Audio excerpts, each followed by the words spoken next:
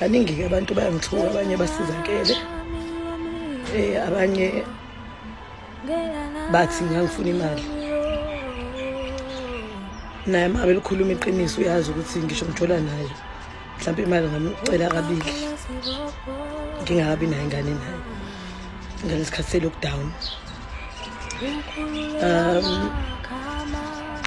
Engicela ukuphendula la manje angaqhubeki nestori ukuthi abaningi bayangibuza ukuthi why manje sengiphumela ubala nani ingoba ngizamile ukuthula for 5 years. Ngizamile ukuthula. Ingane yami angikaze ngize ngizale ingane ekhubazekile. Ingane njengoba yayenza i-operation, ingane yalapheka kwi-operation. Angikaze ngize ngizale ingane ekhubazekile. Ayikho ingane na 5 years engahambe ngakhuluma. Okubuhlungu nako konke ukuthi odokotela abakaze bangitshela ukuthi ingane yami inankinga yini.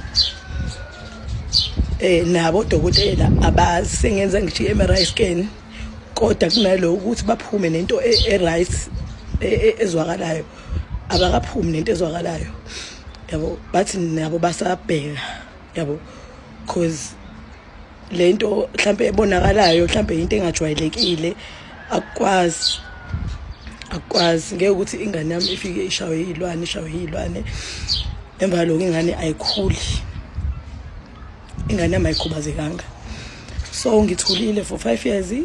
Ukuthula kwami akuzange kuze kungisize. Laba ngithukayo-ke abathi indaba ngikhulume manje. Ngikhuluma manje ngoba ngidinga ukuthi ingane yami isizakale. Mina ungithuka anginankinga as long as ingane yami izosizakala. Ungithuka mina ningangithuka Nkosi yami, anginankinga. Abukho ubuhlungu enizongizwisa bona kunalo buhlungu lobu esengidlule kubona ngokugula kwengane yami. Isidumbu sengane yami mina sengisiphathe 3 times. Sengidlule obuhlungwini obukhulu kakhulu ngalo muntu wesilisa engangizweli, enganandaba. Bengingathanda ukuthi ngikhale kodwa ezinye izinto engiyibonayo enikhulumayo zibuhlungu.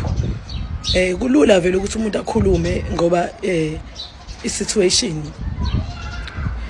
usuke engayazi, akazi ukuthi iqalephi wagcinaphi. Kodwa ngifuna nazi ukuthi njengoba ngiphumela obala ngiyasaba nami, kodwa ngengane yami akufofayo.